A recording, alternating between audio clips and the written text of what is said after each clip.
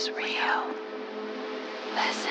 Hi, everyone. Welcome to another episode of Curious Explorers. I'm Traci Stein. My co-host, Kathy Kelly, is off in Transylvania again. So hopefully she'll have some great stories for us when she returns.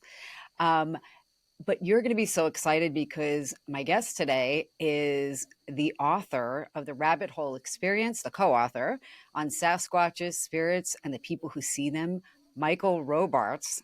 Michael, so good to see you. Thanks for having me on, Traci. Good to be here.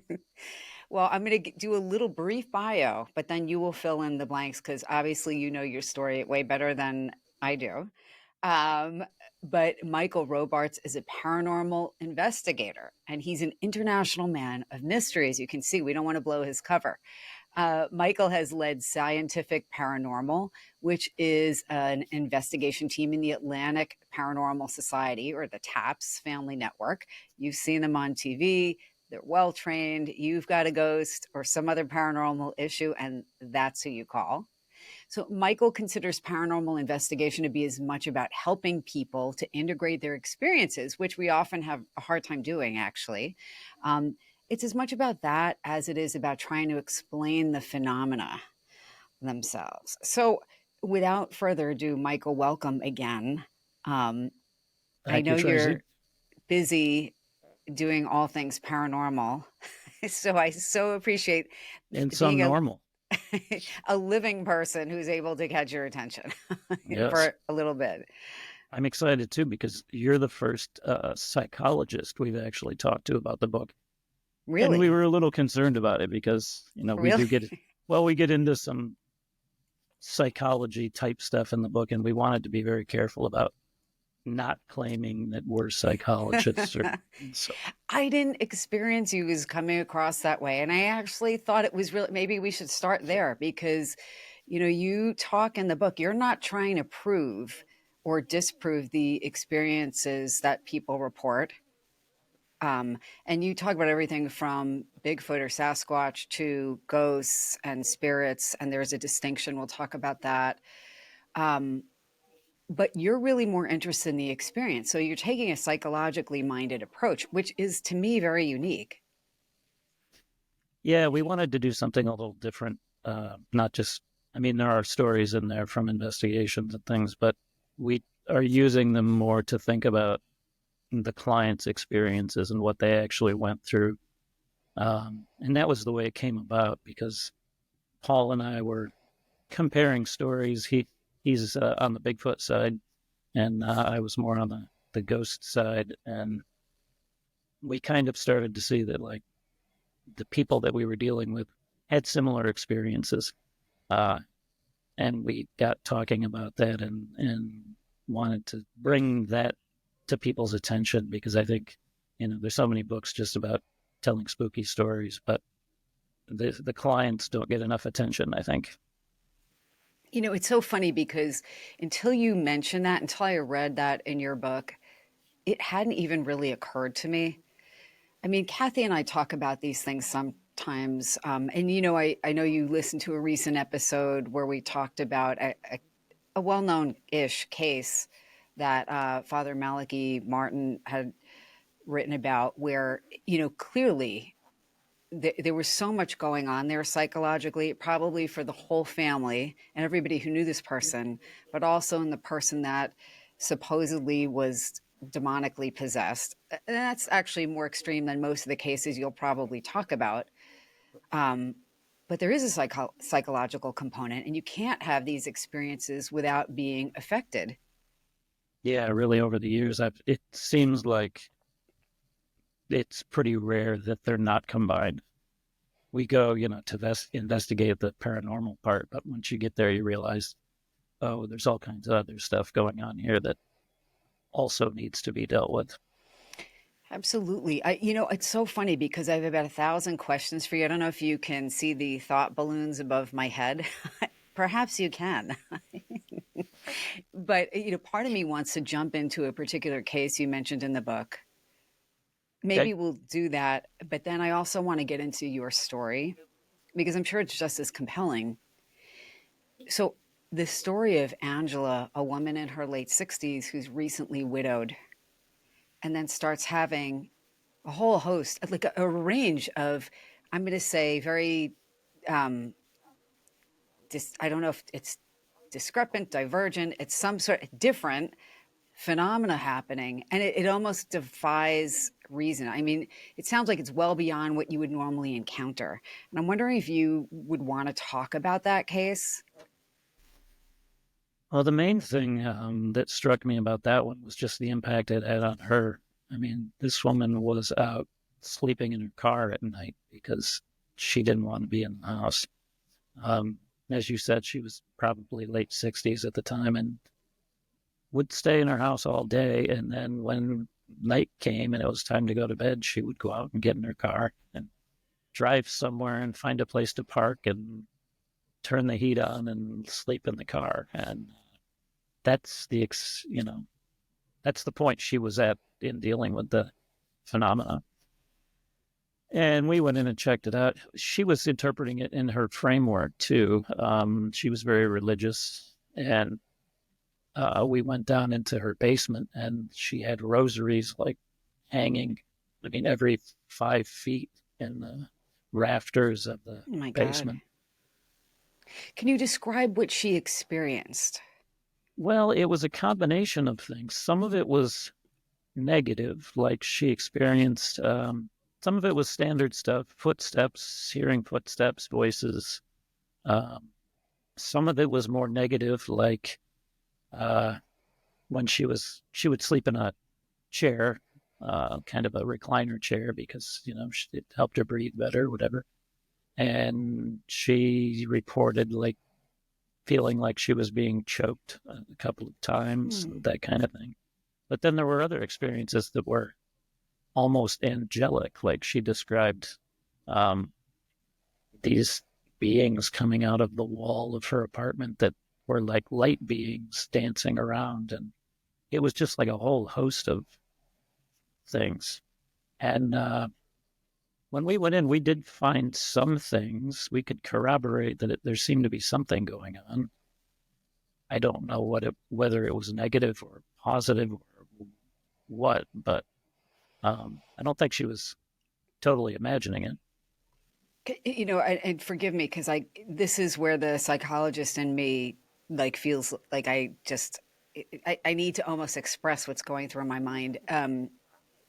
Because as I was reading your book, I was struck by, this is a woman who is in her late 60s. She's been married presumably for a lot of her life. Her husband's recently passed away, so she's dealing with grief.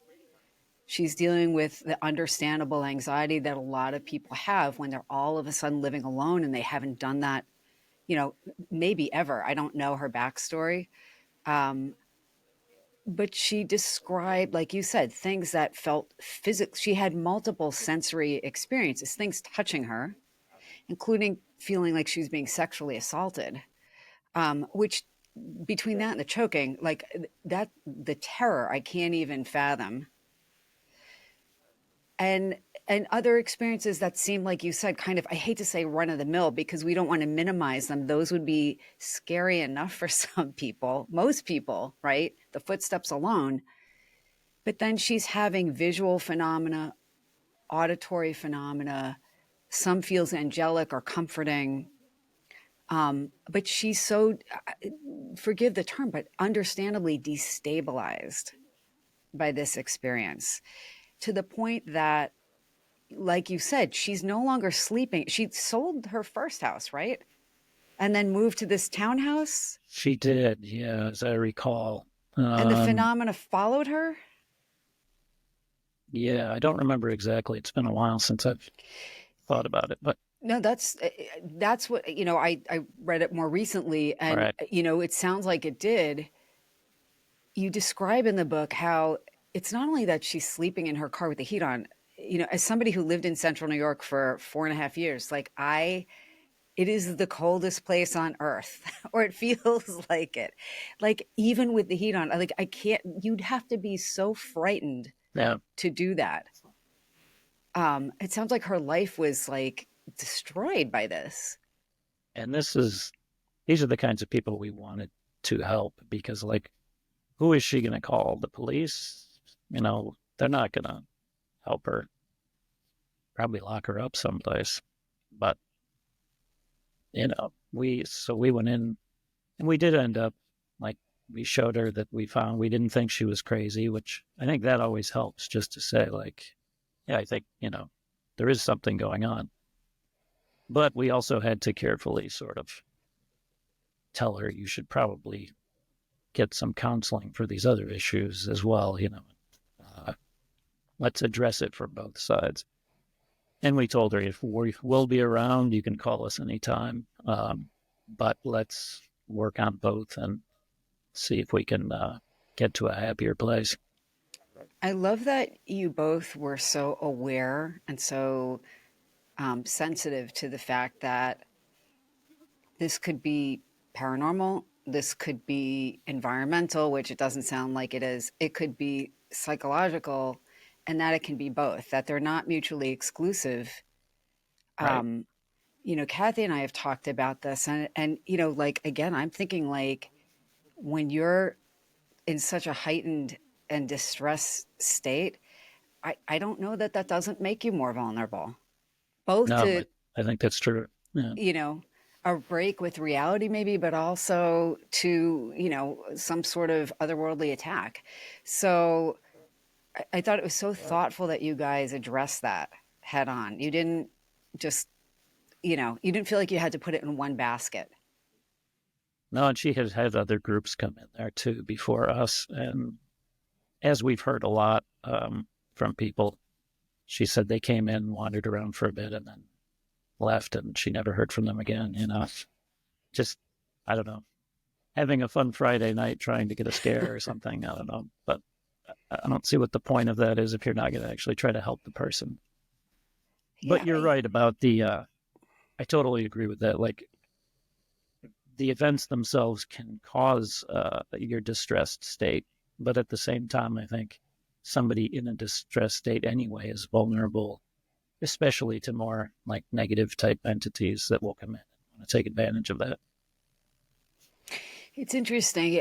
I hope this is an okay kind of like tangent here. I'm thinking back to my own training, and, a lot of mental health professionals think this is always BS. They'll come up with 1,000 plausible reasons why it cannot be anything but that the person is, either making this up or breaking with reality, which I find unhelpful.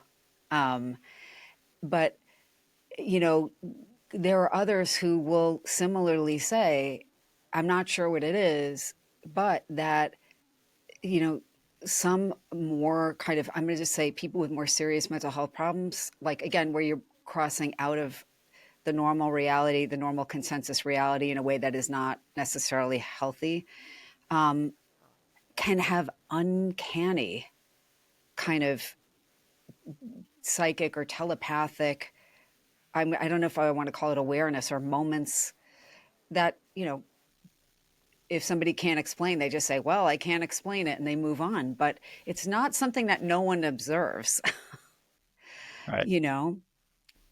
Yeah, Um, always reminds me of that scene in Close Encounters of the Third Kind with Terry Garr, right? Well, she says, oh, it's just one of those things. After he sees the UFOs, he's like, one of what things? Well, it's just one of those things that happens. it just happens. Yeah. Does it? I don't know. I I'm jumping around a little bit, but when I was reading your book, and you were talking about cognitive dissonance, which you talk about early on, and how, people have these ideas about the world and how it works and what's real and what's not. Then they have a rabbit hole experience, which you can explain more why you came up with that term. I thought it was really clever. Um, but now it's creating this distress that they have to resolve, right? So either now I have to change my understanding of reality in my world, or I have to I have to do mental gymnastics to deny what I've just experienced. Um, and I'm assuming you've heard of Michael Shermer, who's like a well-known skeptic. He prides himself on that, but I don't think he's a skeptic in the truest sense of the word. I think he's in the Capital S, religious, skeptic. you Yeah. know, He's devout. He's a devout skeptic. But I don't know if had you ever heard of his paranormal experience that he No. supposedly had. It's actually even on his website, but I had heard it years ago. And to make a long story short, he was getting remarried in 2014 to a woman from Germany, but I guess they were getting married in the United States. So she was far from home. Probably that was emotional as well. And her grandfather had just passed away. And so they had been going through his things. And one of them they came across was this 1978 transistor radio, and he tried everything to fix it. Nothing worked. So he like shoved it in the back of a drawer. So I guess they must have gotten married at their home, or throughout the day, this completely non-working radio is playing like romantic and soothing music. And not only does the bride hear this, but Michael Shermer hears it. They pick up the radio, they bring it to other people so they can hear it. It plays all day or most throughout the day, and then it never plays again. And he acknowledges that he can't find a rational explanation for it and like wants to quote be open. But I think that was probably a very narrow window for him. I don't know. How do you think, how, in your experience, how do most people handle that when they're confronted with something paranormal? Well, the whole variety of ways. That's what we kind of go through. What we try to do in the book is use case stories that we've had to illustrate different reactions that people have had to their experiences. Sometimes positive, sometimes negative. Probably the most common one is just straight denial. Just, it never happened. And it's amazing what people can deny, especially once they're removed from the situation.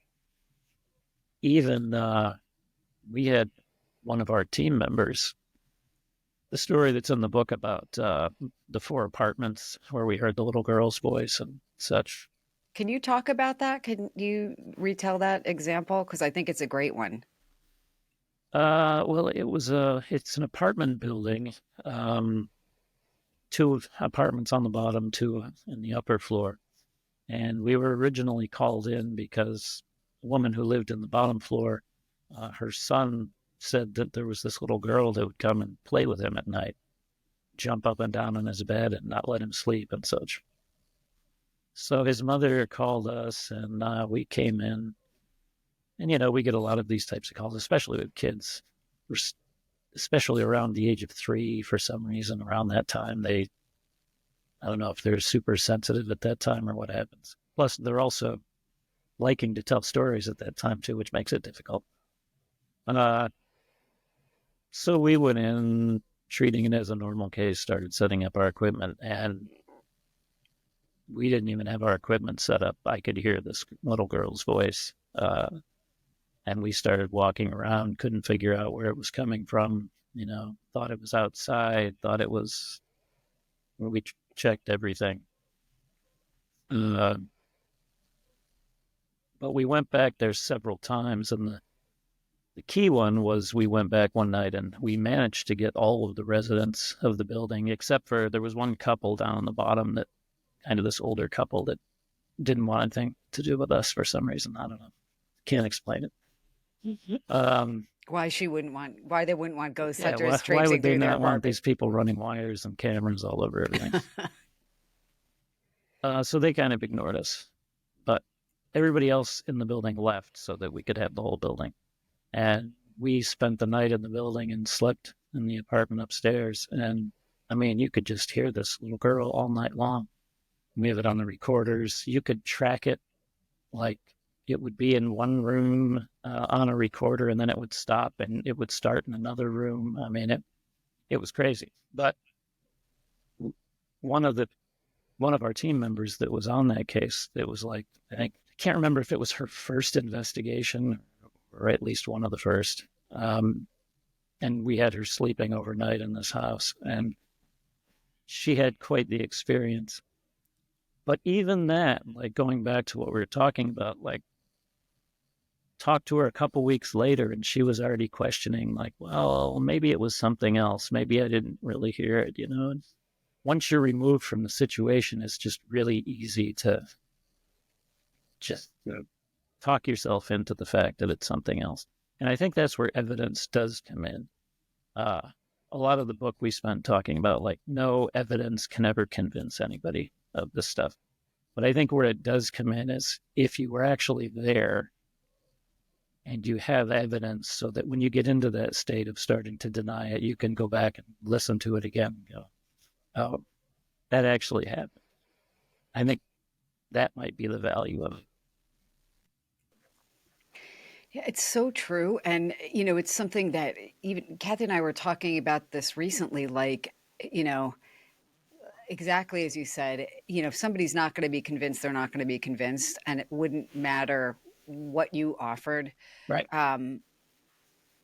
But the person's felt experience is the most impactful thing. It's like you said, the recorded evidence is something to make you remember, though I didn't just imagine this, because we kind of want to think that a lot of the time, but there is almost nothing more powerful than being there yourself. Right. I'm wondering if it's okay for me, and you can not answer anything I ask because I know these experiences are personal, but I'm wondering about what made you decide to do this work, to get into paranormal investigating, to write this book. Well, writing the book was because that was crazy. But I had my own experiences through childhood, just off and on, lots of stuff going on. It eventually culminated in 2009. I got into what I guess at the time I probably would have called a demonic infestation, oppression type situation. Oh my God. I'd probably be more cautious with terms nowadays, but at the time, I mean, as far as the symptoms were there, the symptoms were basically what you would think of. It took me most of a year to get out of it. And after I did, I was exhausted, but I also felt like I kind of realized there are people who are dealing with this sort of thing and they don't have anybody to talk to, like Angela in our car. And so that was when I started looking around thinking that I wanted to somehow be able to help these people. And just so happens that January of 2010, I happened to meet up with the TAPS team from the TV show. And they were setting up this network of teams to take cases for them because everybody was calling them at the time because of the show. And so I joined up with a team that was working out of Syracuse. And eventually, when our manager moved, I took over the team, and that was the story. Wow. I mean, we lived happily ever after.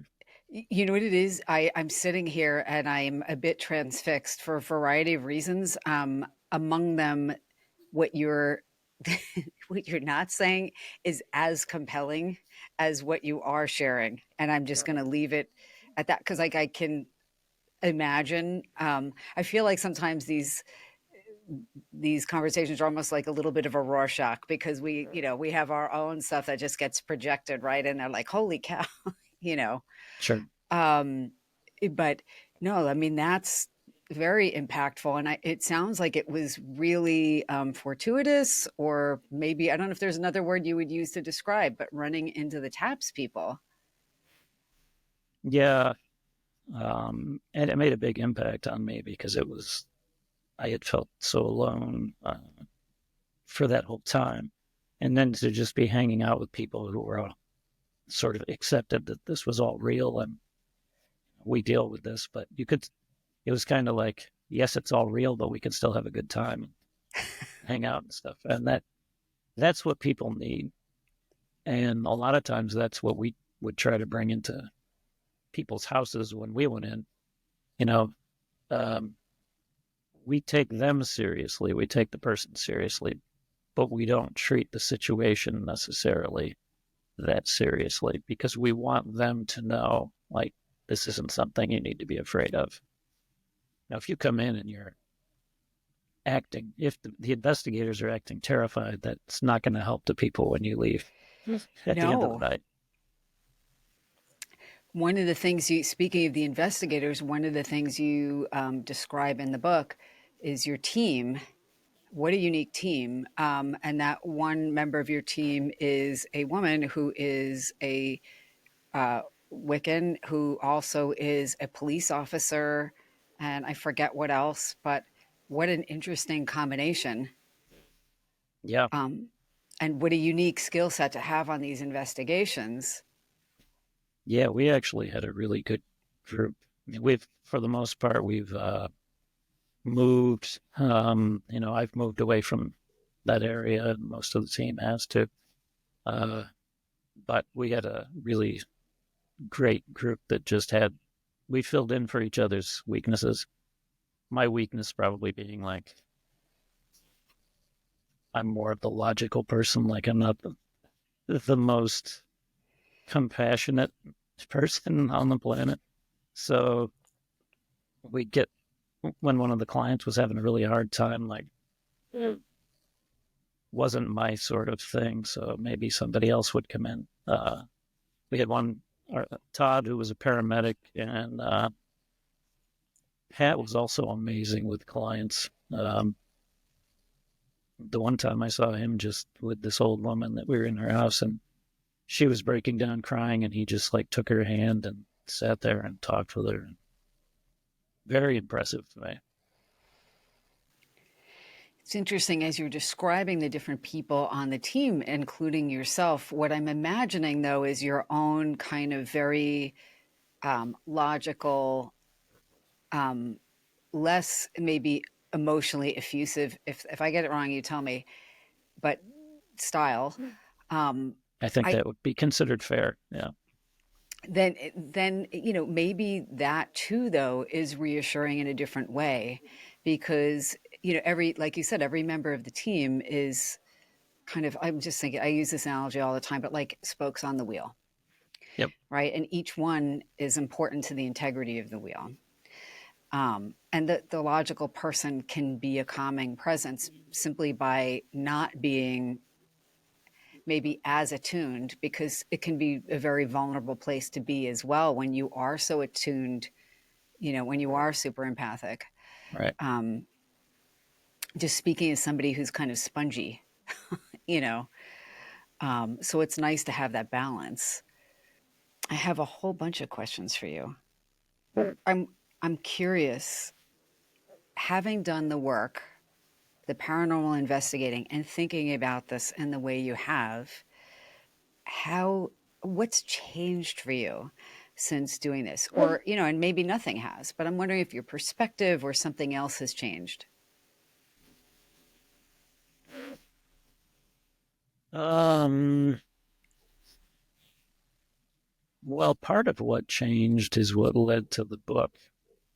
Uh, just dealing with the people and seeing like all the various ways that it impacts people and how different they are.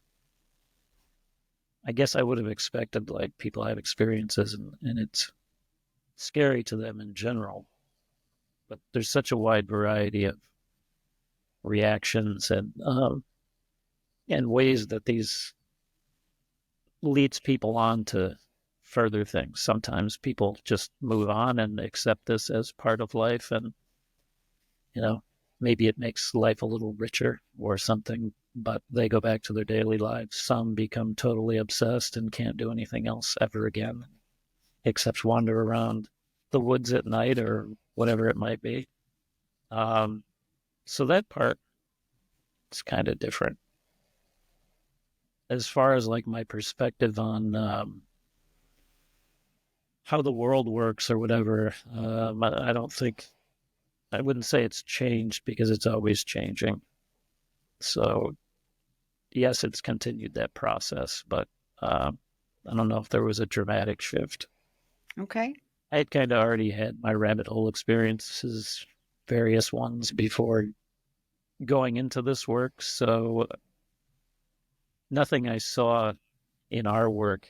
I mean, we saw some new things that I had never thought of, but nothing like that altered my worldview at that point or anything. I I wonder if I could ask you a question. It is speaking of your worldview and how you would describe yourself in this world.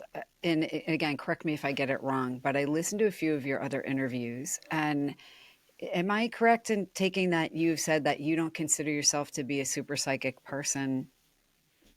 That's true. Yeah. Here's a question I have because I don't know what I think. I think I've always assumed that if people can pick up on paranormal phenomena, because not everybody does. I mean, everybody knows somebody who's kind of like a rock. Like you could probably put them in the most haunted place and they would sleep like a baby. And other people who can like pick up something almost anywhere, and there's probably this whole continuum. But do you have to have psychic ability to perceive these things, right? Like, I'm curious about your take on that. That would be a hard question because I think I would think that everyone has some psychic ability. I mean, we're both remote viewers. We can say that, can't we? Yeah, I know. On the It's so show. funny. I was trying to avoid that, but I'm glad you brought up because now I want to delve into it. Oh, yeah, that's fine. Um, and from the perspective like we're all psychic, we can do that, but like I need the structure and the method, I think, to be able to do it. Um, I'm not the type that like when we went into some supposedly haunted location that everybody was feeling creeped out and everything, I would be like, I don't know, pretty comfortable. uh, but I don't know if I'm not feeling it or if it just doesn't bother me. No. But it is true that like even in the most haunted location, it depends on who's there. One family might move into the Amityville house and live for 10 years and nothing happens. And then somebody else comes in and, the walls are bleeding. So is it the person? I think it's probably the person, but is it their innate ability? Is it their emotional state? Who knows? I think there probably is something interactive. Um, and, it's funny because I feel like the best paranormally movies are the ones that are kind of psychological thrillers and really just you can imagine the reason for whatever is there doing what it does the way it does, right? I mean, it's kind of like, like evil spirits gaslighting a person and making everybody else be even less supportive, you know. Like it to me, it Yeah. seems like if it's an intelligent haunting or worse, there is some interactive kind of element, and Oh, yeah. I don't know enough to really describe it better. Yeah. And isolation is like one of the main techniques. Like they'll do anything they can to make the person avoid their friends and everything else and isolate them because once they're isolated, then they're vulnerable. Oh yeah, that's like awful.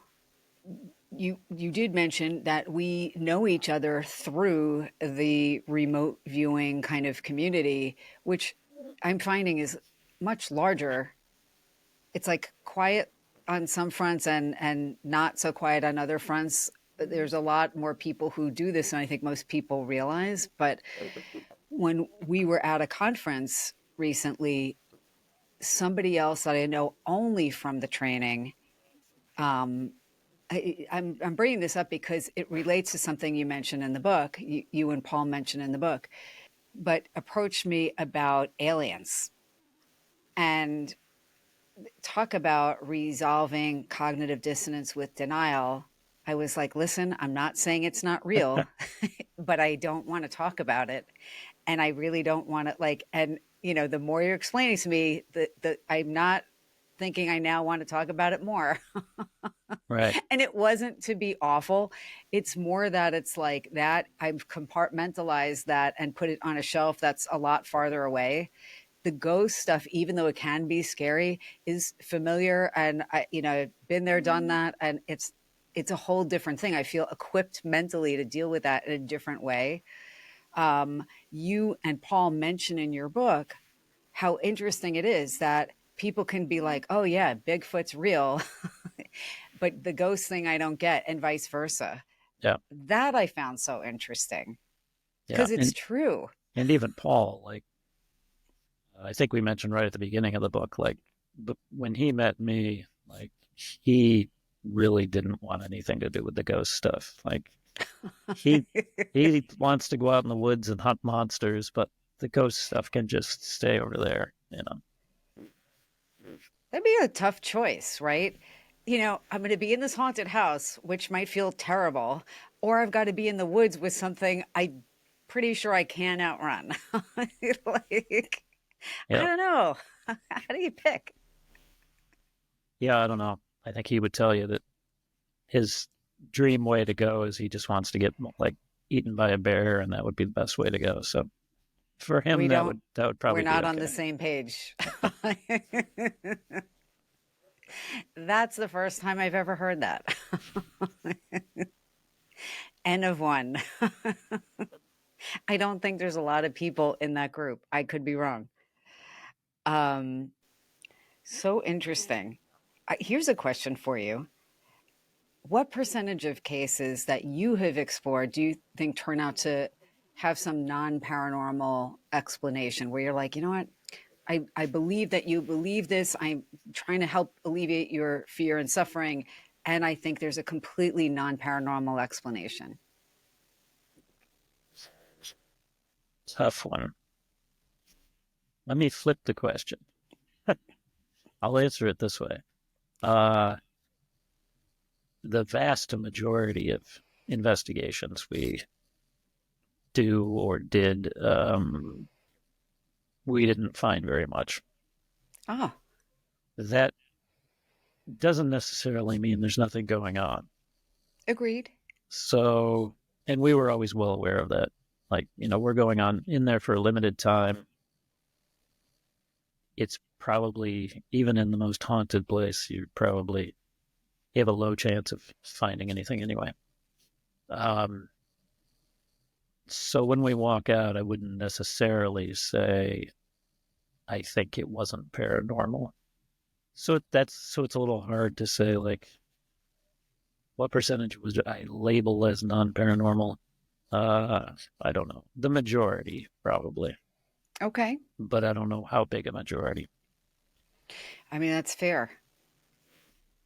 And then, you know, it'll be like maybe 25% of cases you'd find some sort of evidence. And then if you asked like how many did we investigate, that I would 100% say, oh yeah, absolutely, this place was crazy. Maybe a handful. Okay. And I I teach mean, statistics, so I know I can't say anything for sure 100%, but as close as I can get to that. okay. I'm very impressed that you teach statistics, by the way. That actually, for many people, is statistics is more scary than ghosts for many people. If What it about was UFOs, though? statistics, yeah, UFOs, Sasquatch, and ghosts, it'd be like a tough call. You write in the book about that you guys don't disagree, believe that there happen to be entities that do want to cause harm or distress to people. You know, you talk about ghosts, which are probably residual, probably not doing much but frightening you because you don't, you know, nobody's used to paranormal experiences like that, or most people. Spirits that are probably intelligent and somewhat interactive.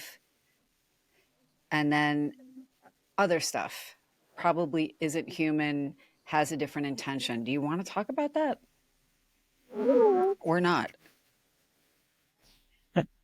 Probably not a lot. Uh, And we don't I'll have to.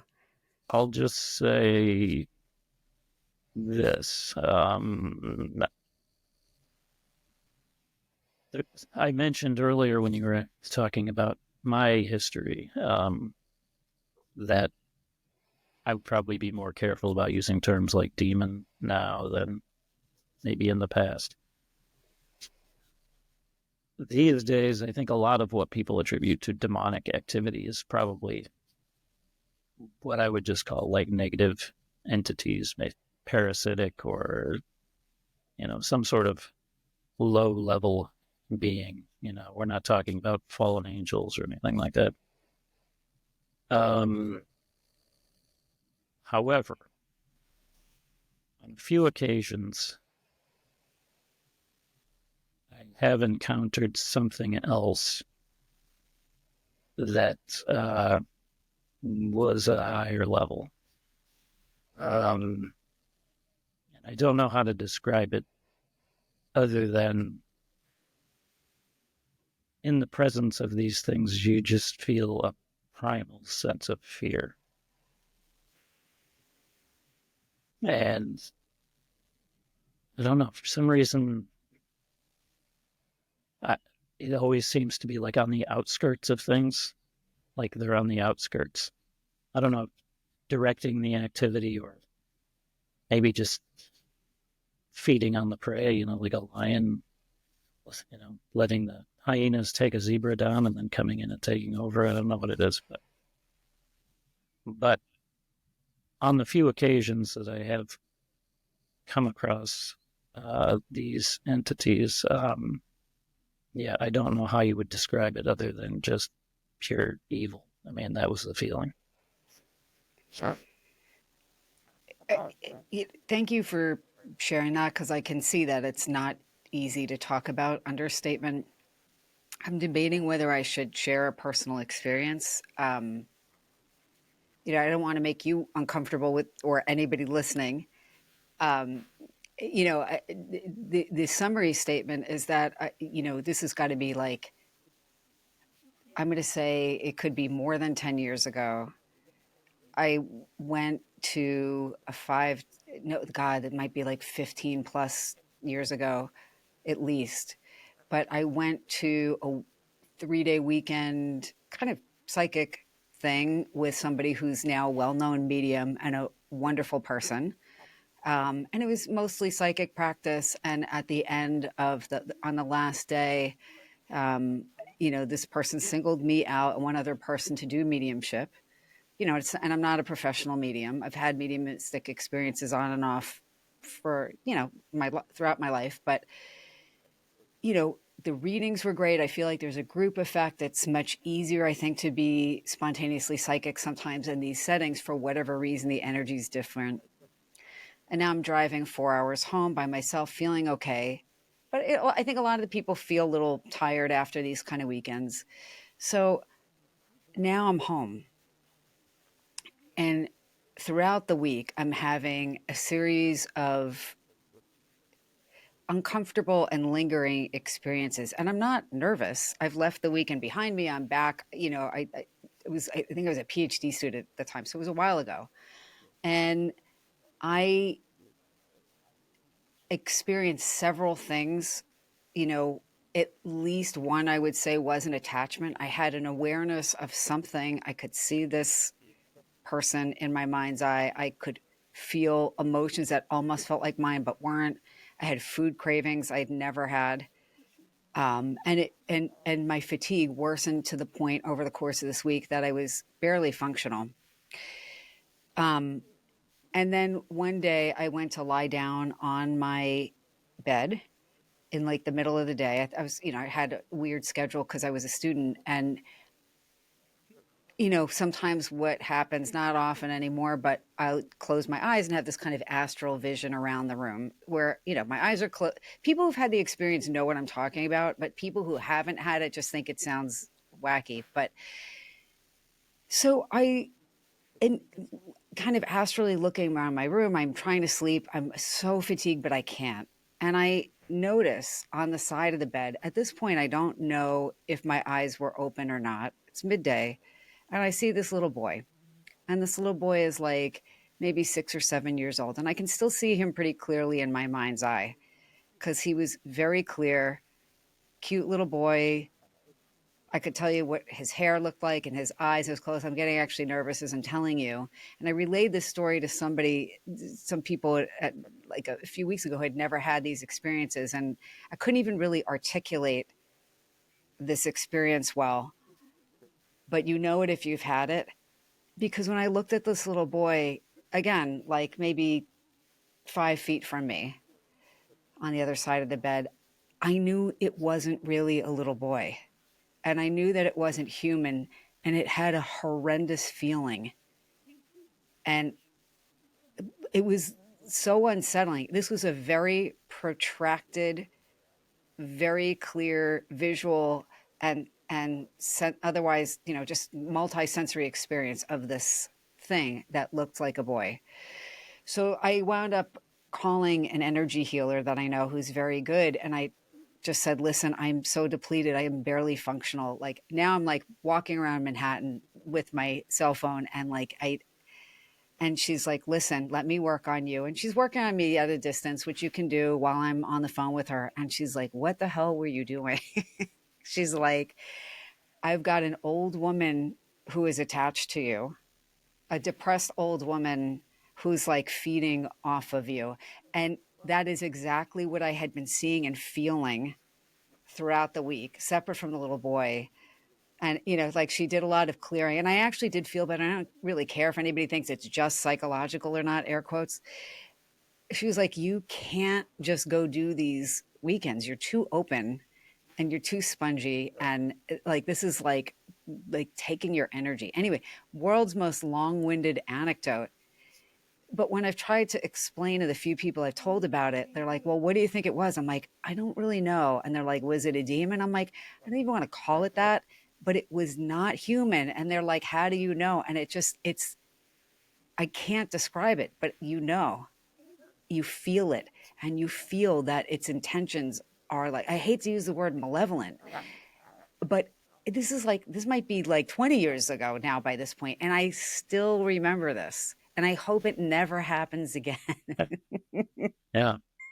And I know that there will be people who are like, I'm unsubscribing from this show. This is a bridge too far. Hey, you tuned in for the Halloween episode. Really? I have my skull shirt on. Nobody can see it, but it's like nice for Halloween. But you understand what I'm talking about. Yeah, I can imagine going to a gathering like that where everybody's so open that could be feeding ground for some entities that want to come in, I would think, and attach to somebody. But yeah, I know what you're talking about with the little boy. It's always a sign to me, like when I hear someone who was an investigator or something talking and they mentioned this kind of thing, this kind of experience, and I always know like that's somebody who actually has been out there and knows what they're talking about. These guys that on TV that run around and yell and scream and say, come and get me, demons, like you wouldn't be doing that if you actually knew what was out there.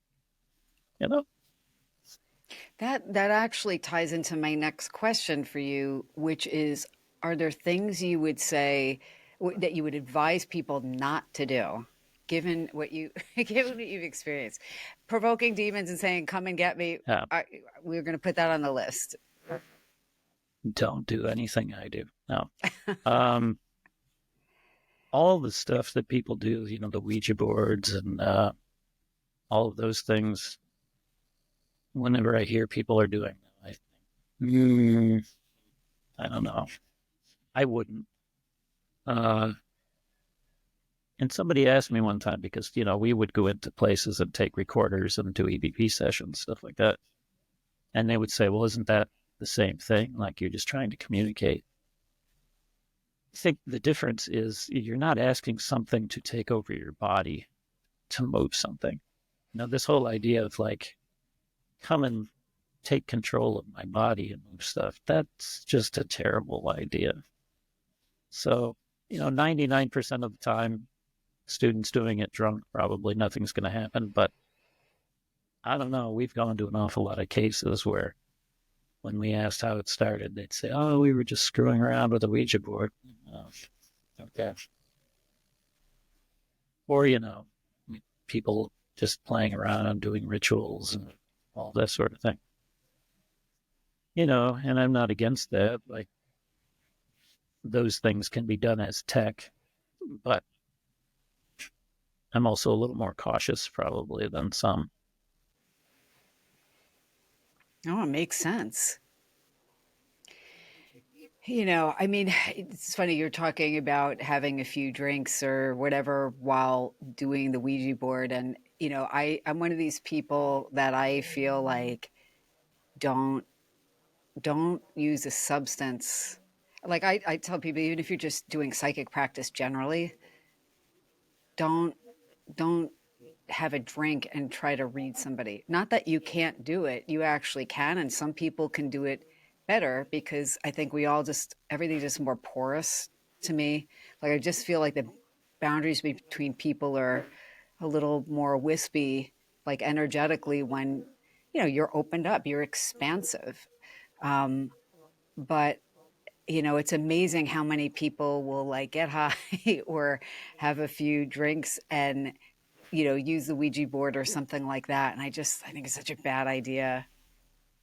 Yeah. And I always, especially when we were doing investigations and stuff like that, like you want to have your rational mind there too, to be able to make sense of things. So you can't get rid of that completely. No, no. Yeah, I'm gonna tell you another anecdote.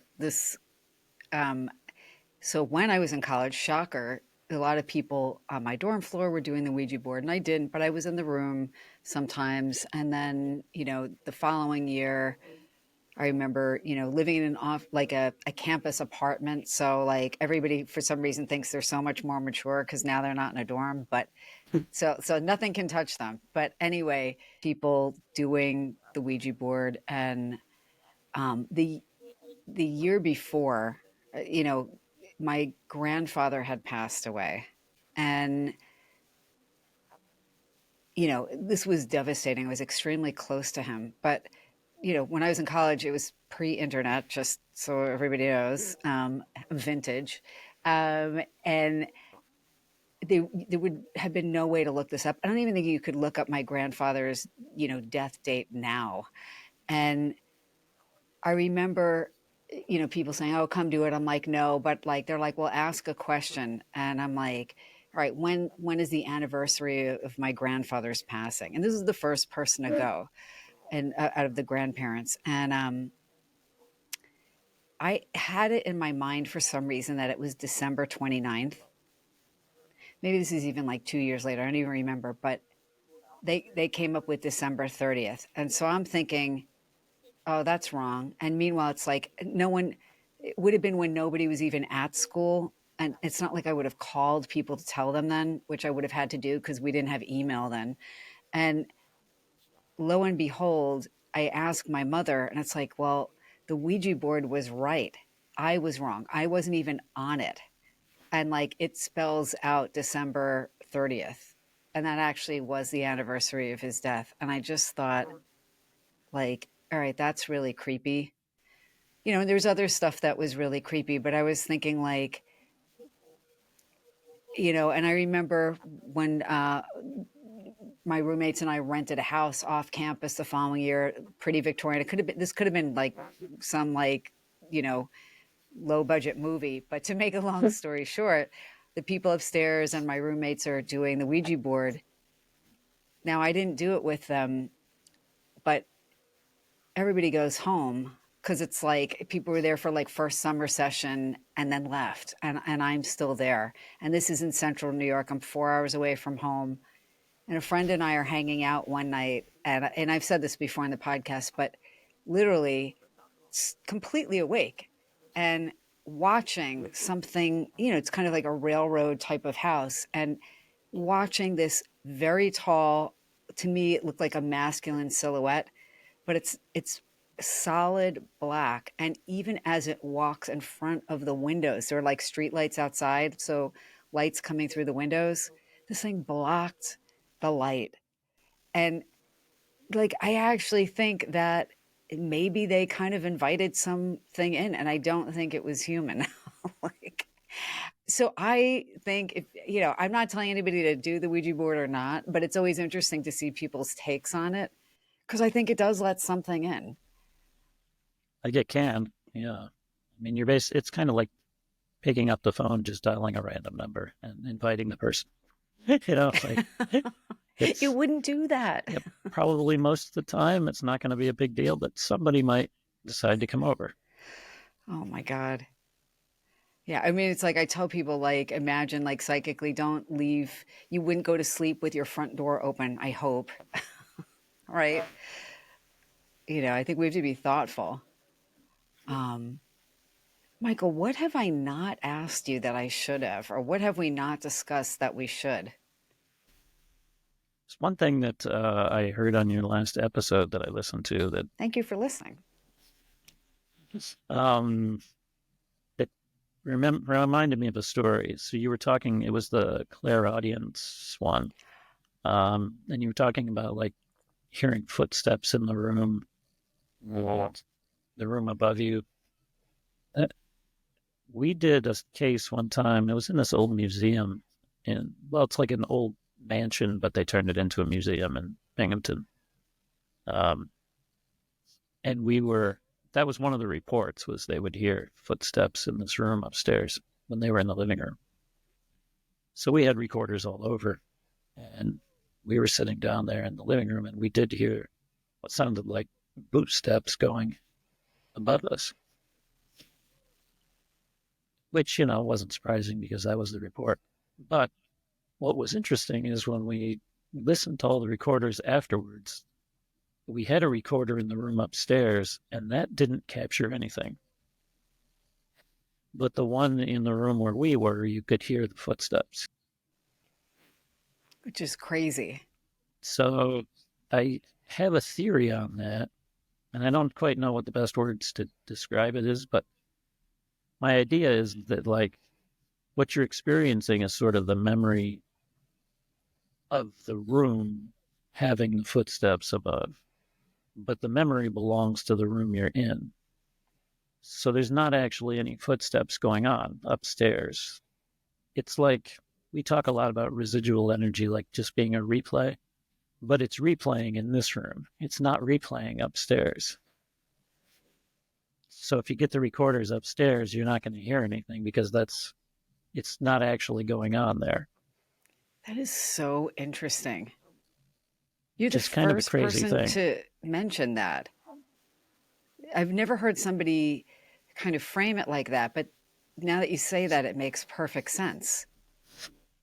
Well, the only way you know is because you've got recorders all over, and like if there were actual boot step sounds in that room, they should be on the recorder, but there weren't. Just wild. The Angela's house, when we were at Angela's house, I heard footsteps too.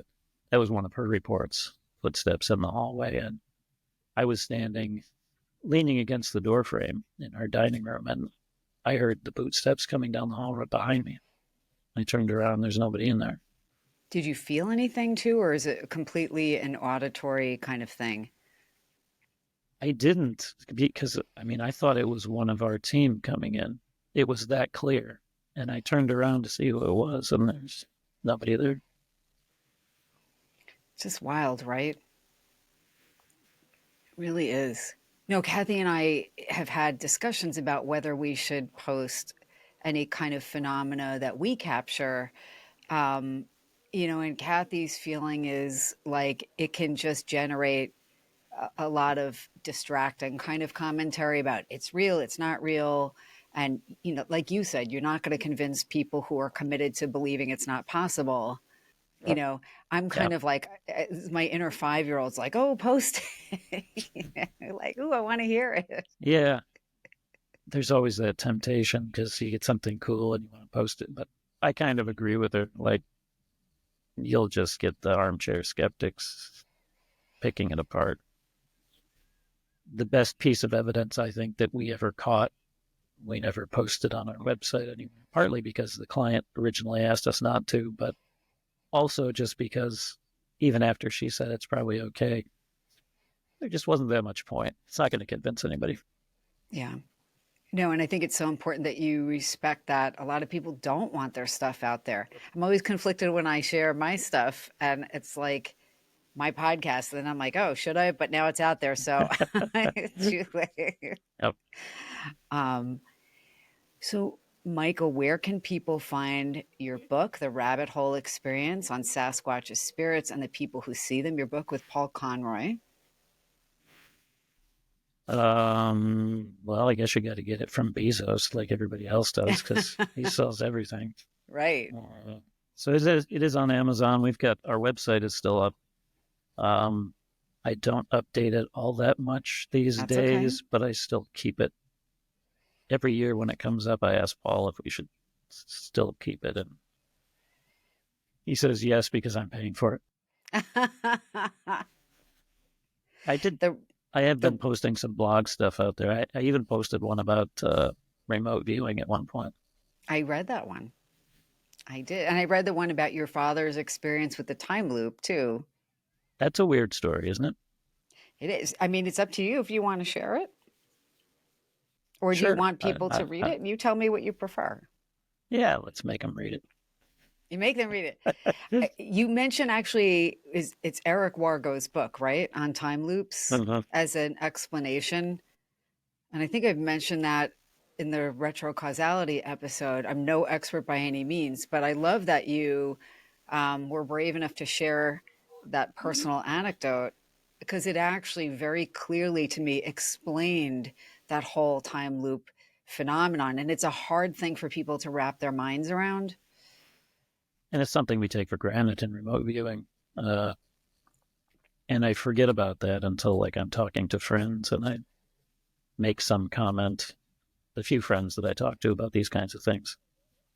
But I'll say something about, somebody did this and it polluted everybody's, sessions from last week. And then they just look at me stunned. I'm like, oh, I forgot you believe in linear time.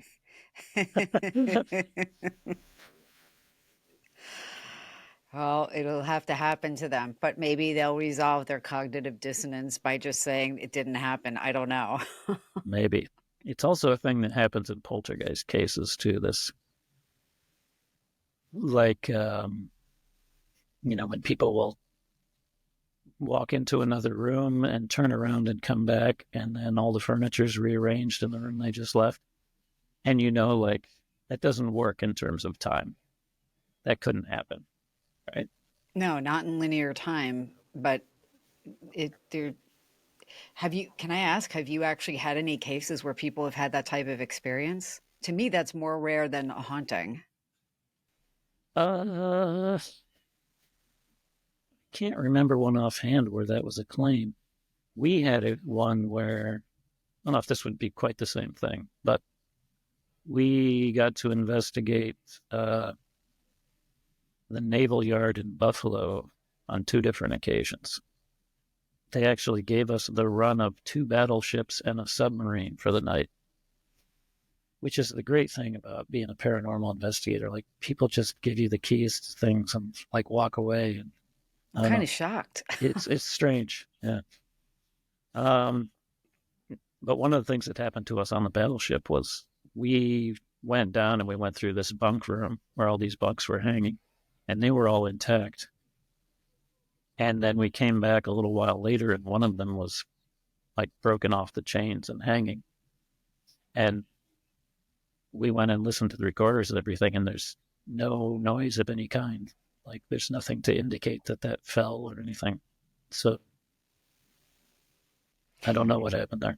And something that heavy, I don't even see how a regular person could do that on their own. You know what I mean? Like, there's no way you could do that silently. No, I wouldn't think so. No, that's crazy. That's crazy. Michael, your website is rabbitholeexperience.com. That's right. Okay, not the rabbit hole experience, but rabbitholeexperience.com. Now you're testing. I think it's just rabbit hole experience. Yeah. I think it is. I probably went there more recently than you did because you're a busy guy. I'll bet somebody has the rabbit hole experience, though. I'm sure they do. So you're not doing ghost investigations at this time. Not actively. I mean, we're still available. Occasionally, I'll get a call of somebody that read the book, or sometimes old clients will still get in touch with me. Okay. I have one woman that seems like about every 3 years or so, and it's usually around Halloween time, so it might be this year. I hope the person does call you. It seems seasonally appropriate. Sure, that's what worries me. But if people have a haunting or something they want somebody to, consider investigating, they can reach out. There is a whole Atlantic Paranormal Society network. Taps Family, Yeah. I believe is still running. Okay. Last I knew, I heard that the Ghost Hunters still had a show too. Is that true? I think so. I know there's all these different offshoots. Right. And definitely some YouTube stuff as well. Yeah, I know they closed the original show, but I think there's still something going on. Yeah. Well, your book is really interesting. You've got such an interesting take on it. I love that it's conversational. I think it's a very relatable read. Sure. And you take subjects that could be frightening for people, and you kind of, I don't know if the word is humanize them, but you make them approachable. And I think that in and of itself is comforting for people. Well, that's what we're hoping, that people can read it, sort of see maybe something that they're experiencing in it, and maybe feel better. That's always been our goal for any investigation, is when we leave, the people feel more comfortable and can go on with their lives. Well, whether we have explanations or not. Oh, that's great. And that's kind of what people need, right? Who doesn't need to feel more comfortable in a situation like that? Michael, thank you so much for making the time to meet with me tonight. Again, I know you're a very busy man, so I really appreciate it. Thank you. I hope you have fun. an amazing Halloween. You too. Free from calls. Put the phone on Do Not Disturb. Yeah. I will put the book information and your website in the show notes. Thank you, Traci. Nice to talk to you. Yeah, likewise. This has been another episode of Curious Explorers. If you like the episode, and I know you do, please remember to like, share, follow, leave us a comment. Tell us what you think. Sharing experiences you've had. And until next time, stay curious and keep exploring. I know that the paranormal is real. Listen.